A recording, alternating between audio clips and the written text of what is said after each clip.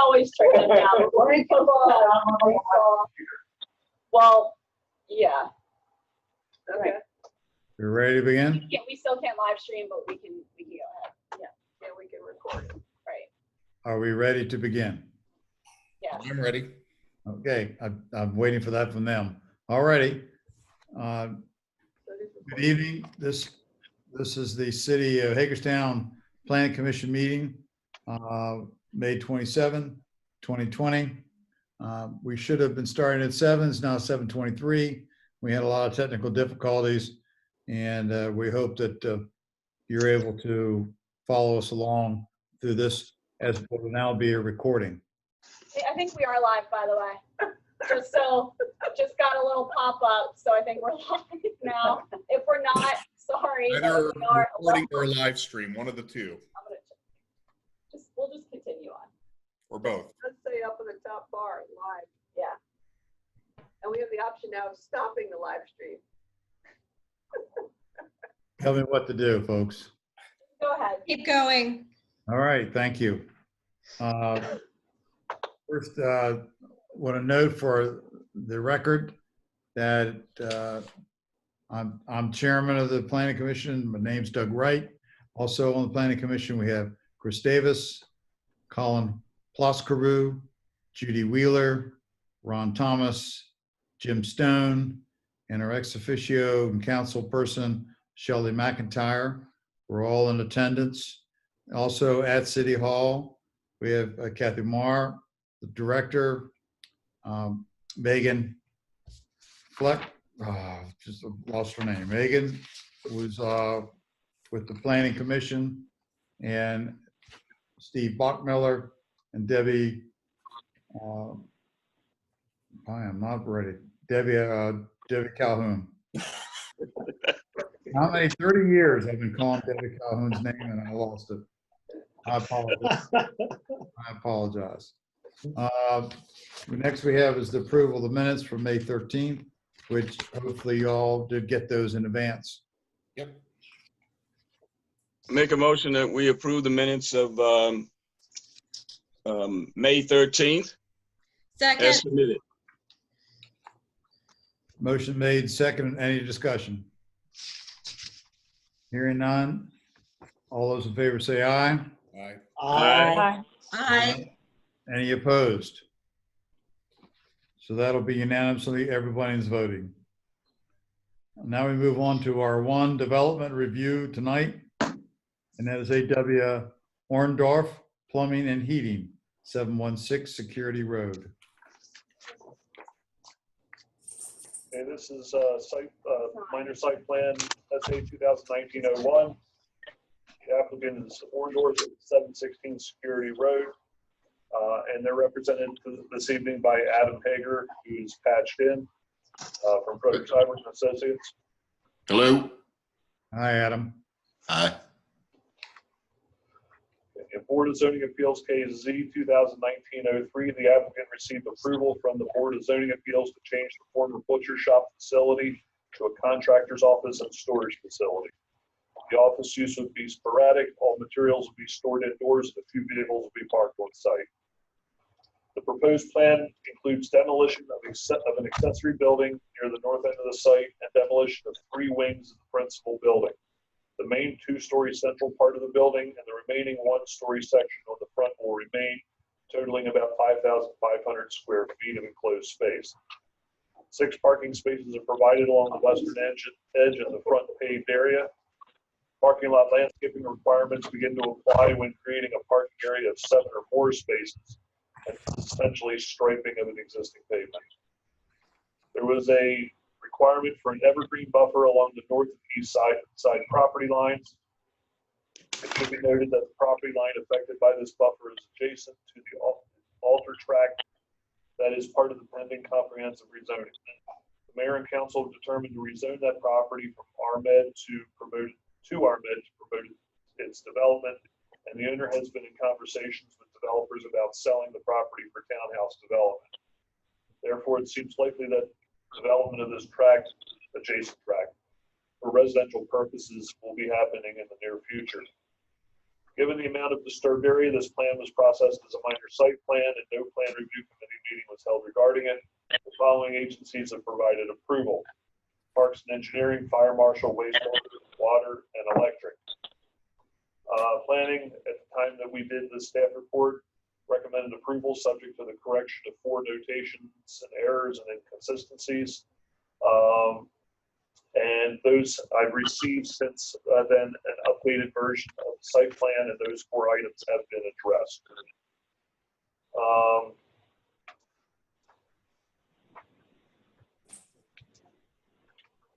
Therefore, staff recommends approval. The buffer is going to have to comply with requirements of the ordinance for buffering use between a commercial use, which this is, and what will be the residential. And the Leland Cypress, Road Leland Cypress, pretty much does that.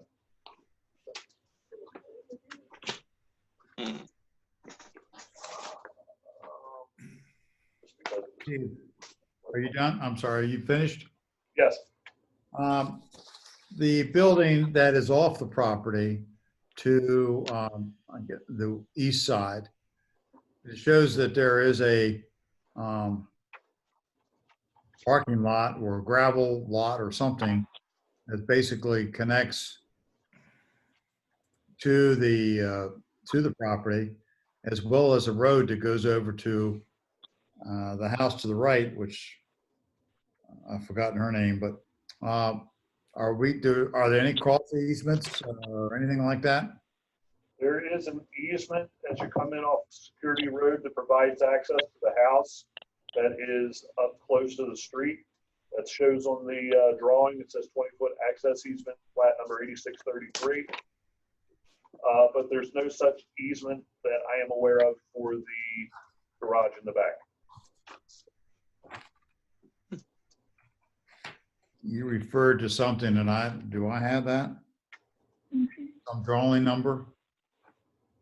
Plat number for the existing easement for the house is plat 8633. Notice on the screen, the drawing that's on the screen at the moment, at the bottom, there's like the top part of a rectangle. There you go. Megan, if you could point to it with the cursor. Right there, that rectangle right there. That's a 20-foot easement for the house. Okay. Alrighty, and that is recorded, or will be recorded. It is recorded. It's a recorded plat. Okay. Alrighty, so there are no cross easements in the back that could continue or not continue. Correct.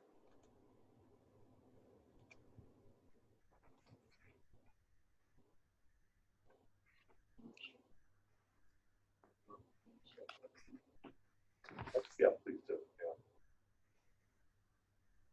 I guess if there's a fight later on between the 2 landowners, they can work it out in court and the city won't be involved. Correct. Okay.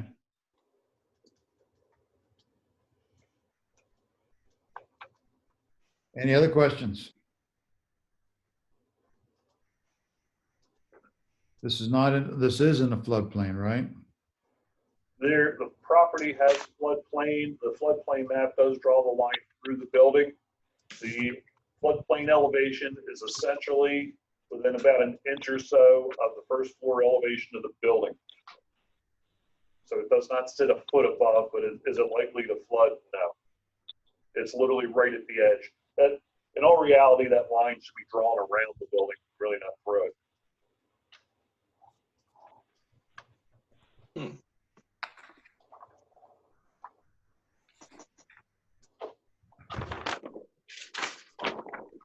So we have approval from all agencies. Yes. Anybody have any other questions or concerns?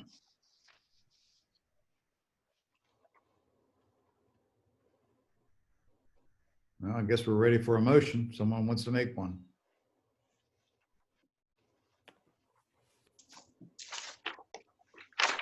I'll make a motion that we approve the site plan. I'll second. Alrighty. Ron, you did the second, I guess, before Judy. So Doesn't matter. I We know, got one, at least one. right? Just only Debbie has one, right? Okay. Is there any comments? Do we need to make sure that the motion indicates to correct the 4 notation errors and inconsistencies? They've already been done. Thank you. No further discussion. Already good. We're ready to vote? I guess we'll do this by roll call. Ms. McIntyre, Aye. Ms. Davis, Aye. Mr. Ploskaru, Aye. Ms. Wheeler, Aye. Mr. Thomas, Aye. Mr. Stone. Aye. I record my vote as aye also. It passes unanimously. Thank you very much. Thank you, guys. I appreciate it. I'll talk to you later. All right. Next, then we have planning commission business, medium range growth area adjustments. Yes. This is on the agenda because the Washington County Planning Commission has recommended approval of the attached boundary adjustment to the Hagerstown medium range growth area. This was presented to them by county staff on May, I think it was the 5th. And they felt it was reasonable and recommended it move forward to the City Planning Commission for consideration as a future comp plan amendment. Just as a little refresher, the MRGA and our comp plan is the boundary which outlines the area planned for city water and wastewater service and the extent of our planned annexation area. The reason why this has come up is that early last year, the Marion City Council were entertaining 3, 4, 5 requests for water outside the MRGA as economic development exceptions to the rural water and wastewater policy. They are starting to get a little uneasy with all these requests because it was intended that this be an exception, not sort of a normal procedure. And so they directed staff, while they approved a few of them up at the airport economic development target area, they directed staff to put any others on hold if they weren't in a target area, and suggested that perhaps it would be best to look at the MRGA boundary itself to see if adjustments need to be made to better reflect county goals for economic development while respecting our capacity constraints and city goals for growth. And so in the summer, city and county planning, economic development, and utility staff started meeting about once a month, and we outlined what our capacity constraints are in terms of our water and wastewater plants and the data we already had about what kind of demand there is within the MRGA already with vacant land. And then we started looking at the boundaries, and the county staff started identifying areas that they would like to see go into the MRGA for economic development reasons. And then the next step was, okay, that's fine, but then if we add areas, we're going to have to remove areas to balance it out so that we don't have, we can't double up on the MRGA. The MRGA in the plan is anticipating this is the amount of area we can serve in projected growth over the next 20 years. And we can't just keep adding ground to it. So we had to figure out, all right, if we're adding this much acreage that has this much demand for capacity, we're going to need to remove a comparable amount of capacity demand, not so much acreage, but the capacity demand, because the capacity demand on non-residentially zoned land is very different from the capacity demand on residentially zoned land, much higher on residentially zoned land. And so we, this spring kind of wrapped that process up, and that's why Jill brought it forward to her planning commission in early May. And they decided to recommend that we move forward with this. And so if you look at the map, what's proposed to be added are all the lettered areas which are green. So up by the airport, all that B1 through 5 is non-residentially zoned land around the airport. And then on the west side, you've got some residential and commercially zoned land on Steer Falls Pike, some planned industrially zoned land on the Greencastle Pike north of 40, and then some more on non-residential land along the Greencastle Pike heading down towards Williamsport. Those are all proposed to be added because of priorities for the county for economic development. We also have a number of pre-annexation agreements already, particularly in the D123 area and the C area. And then to balance those additions, what's proposed to be removed are the numbered areas that are pink on this map. And they're all either south or east of the city, which in a way is helpful also because that's the city wastewater plant side of the city. And we have serious capacity constraints with the wastewater plant. So any land we can remove from the wastewater plant coverage area is helpful. And the areas on the west side and the north side, or particularly the west side, are served by the county's wastewater plant. And the county's working on a new connection that will enable the airport area to flow over the county's plant also. So what we're seeing here is areas proposed to be added that will be county sewer, core city water, and removed would be city wastewater areas. So we have down by Funkstown proposing to remove areas which we would anticipate would be considered the Funkstown growth area, which is number 2, which is residentially zoned land. Number 1 is land they've already annexed into the town. And then over number 3 is land below 70. There's no utilities over there. So it would be very difficult to get that developed on city utilities anyway. 4 is land, very rural land on really rough county roads east of the Dow farm. That's residentially zoned as well. And then up by Jefferson, there's residentially zoned land. There's no wastewater in that area, no city wastewater, and even no city water in the number 5 area. So again, it'd be very difficult and expensive to develop these areas on city utilities. So we don't foresee much pushback there in terms of being removed from the MRTA because it would be so costly. And then number 7 is up on the very top of the MRGA. Again, more residentially zoned land proposed to be removed. All of these pink areas were selected by county staff as a way to help balance the addition of all the green areas. So that's what was proposed to the Planning Commission at the county. And not only is this, if the effort was to make it balanced, with this change, a lot more was being removed than being added. And if that holds, county planning staff would like to revisit this and actually add a little bit more in the area of G on that map.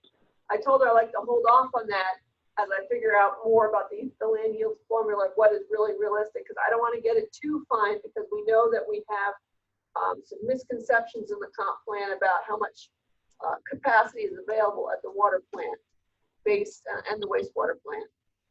So the goal was with this process to just make sure, at least with this effort, that we are not adding more to the MRGA, that with this it would balance out. And so that's what's before us.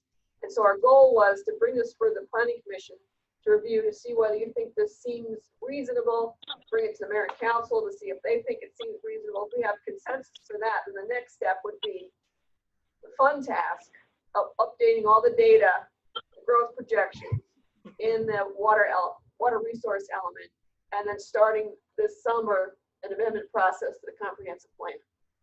But the Mayor and Council really wanted this process to be looked into because they're not comfortable with these constant requests for exceptions to the water and wastewater policy for economic development projects outside the MRGA.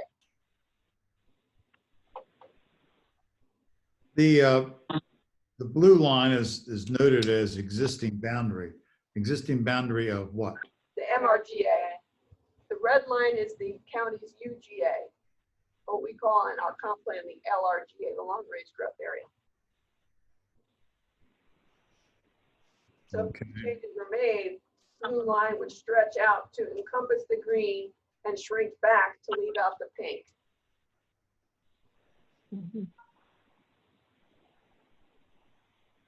Now, we're looking at the water consumption as it's currently zoned in these areas to be added, correctly? That's correct. So G, you said is mostly going to be residential? No, G is planned industrial. Oh, okay. The only land proposed to be added that has residential is in F. Yeah. F is partially business general and mostly residential transition. Okay. What assurances will we have that some of these parcels will eventually be rezoned to residential? I guess we can't promise anything from the county commissioner's side, but the county staff want more and more land available for non-residential development, for economic development. So they would have no desire to see these areas D, A, C, E, C, and G to be, or B, to be residential. They want to be able to market it to economic development prospects for industrial development, commercial development.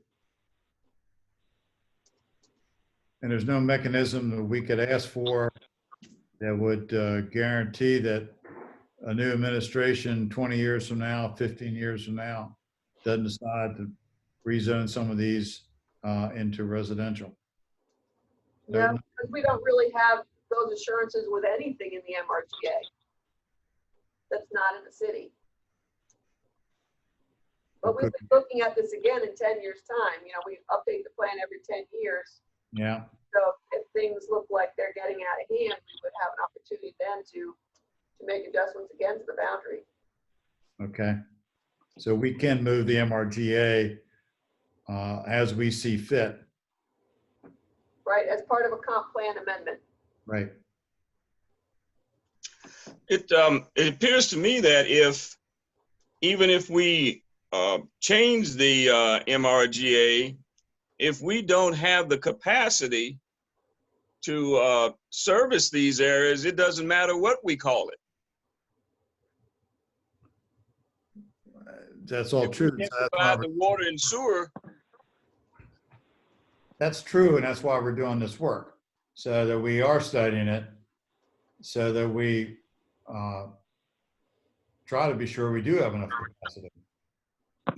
I guess my next question is, as we go through and make these changes and so forth, is there a parallel project in progress that would address the changes that would provide that water and sewer?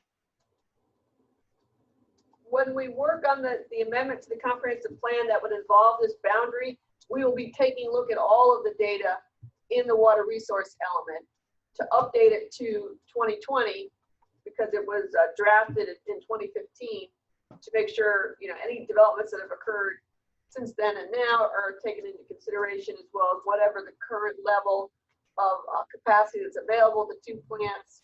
We also need to get data from the county and our utilities department on what will be the impact of this new Moggins superstation for wastewater. How much capacity are we going to gain in our plant by transferring all of that capacity over the county plant? So that would also be part of what would be going into the comp plan amendment. Okay.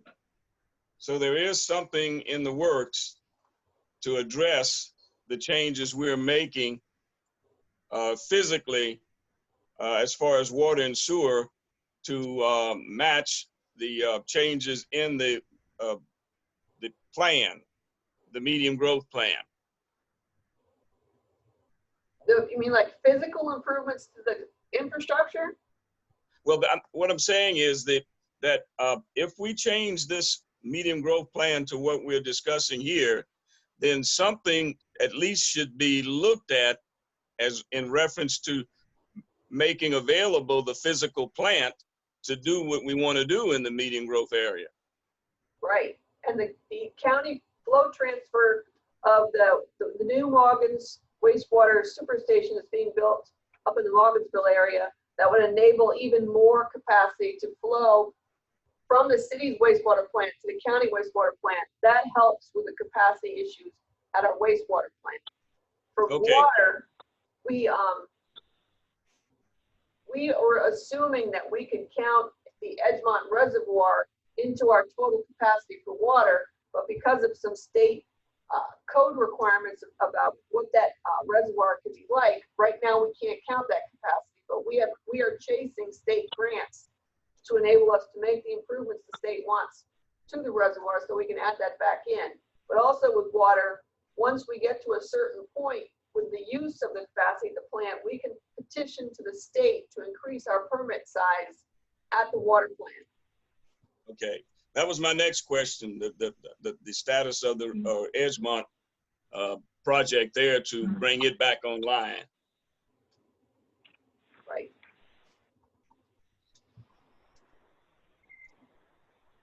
Well, I say it is a plus that we're getting rid of some of that sewer. Yeah. Yes. Because I view that as the most critical pinch point we're going to be facing in the future, more so than water. And I knew that the county has that excess capacity, and that's all good. They're also working on updating the flow transfer agreement. The city's goal being that it would be a permanent transfer. Yeah, good. Yeah, that should be fixed. So there's a lot of balls up in the air with this right now.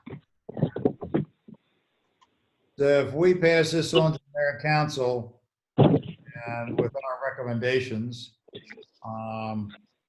then I guess they will then approve it or disapprove it or modify it. But what happens then after that? Does this land immediately open up? No, we Service? would have to amend the comp plan. I And missed that's like the 6-month process once you're ready to go out for a public review. But staff's got a lot of work to do to update the data, to put together with all of this, because then it's going to be reviewed by MDE and MDP. And so they're going to expect to see some updated data if we're talking about monkeying with our growth boundary. So we're recommending, we're reviewing a preliminary plan, a Right, roadmap. right. And then the reason we're going to bring it to the mayor and council is there are currently 2 requests sitting out there waiting on the wrong side of the Greencastle Pike, if you will, that have been waiting for months trying to get an exception to the water and wastewater policy. And if the mayor and council thinks that this is a good roadmap moving forward, then I'm going to recommend that they put those 2 cases back on the table for consideration of an exception under the water and wastewater policies for economic development, with assumption being that they will be, by the end of the year probably, they will be in the MRGA, but not make them be held up indefinitely waiting for that process, since they've been waiting since last March.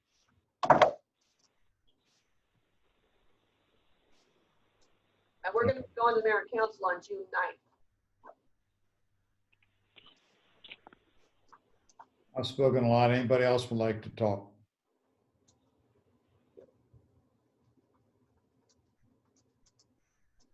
I certainly agree that loosening up on the sewage capacity is probably a good thing, given the fact that we have had a lot of growth in other areas. And I think if you look at this map, just looking at the map and nothing else, the west part of the area is what we should be looking at as far as providing additional capacity. That's just open area there. That's not to say that some of that farmland is not going to stay farmland, but with the way the trend is going now, the new generations are not carrying on a lot of the family farm character that we saw in the past. They're selling the land to developers, and it's creating a draw on the capacity of both water and sewer. Well, inside the county urban growth area, the west side of the city and the south side of the city are served by the county plant for wastewater. Okay. That's already happening.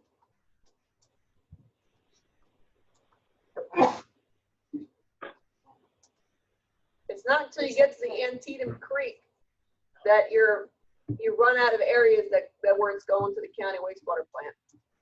It's not on that side of the creek. It's not on the east side of the creek. But all that development you see going in on Sharpsburg Pike, that's on the county wastewater. Okay.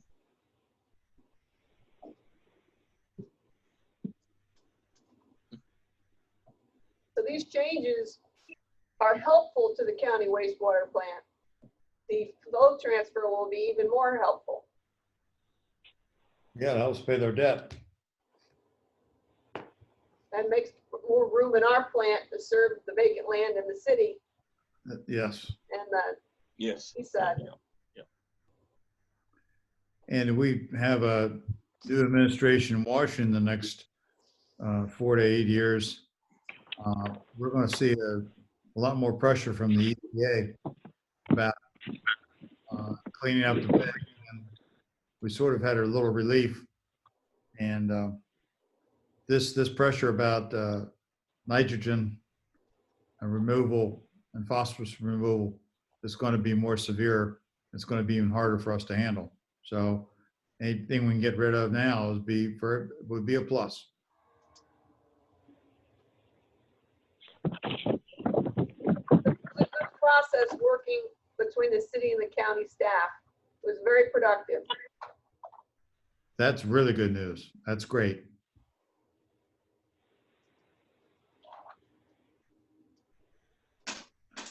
Anything else anybody wants to ask about or comment on? Does this seem like a path forward we should continue to explore? I think so. I mean, yes, I think there's a lot of pluses in it for both the city and the county. And it's good that we're having this kind of dialogue and cooperation to utilize our resources the best for both. Yep. My hope is that the city and the county departments will get together so that they're going in the same direction and not end up with the railroad tracks coming together and they're out of line. I'm just using that as an expression now. Yeah. You know, so that when you get everything going, you got the connections in the right place, such that they can work back and forth, and everybody benefits from it.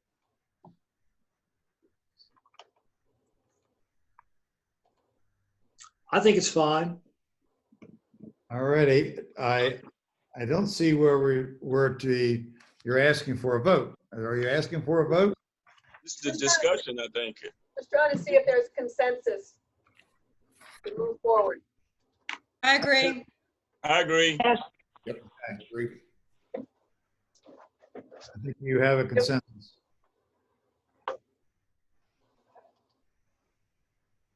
All righty.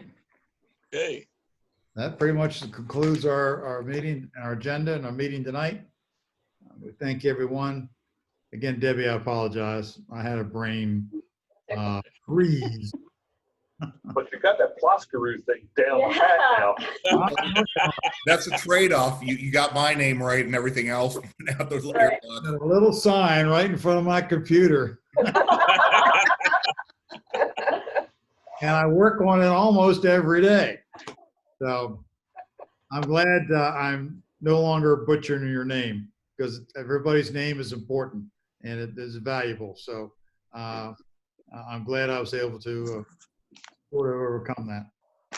All right, nearing no more discussion, I'll call for adjournment. So moved. Thanks for bearing with our technical difficulties. Hopefully we'll have that issue again. All's well that ends well. No problem. It's going to keep happening. Yep, always technology will do it to you.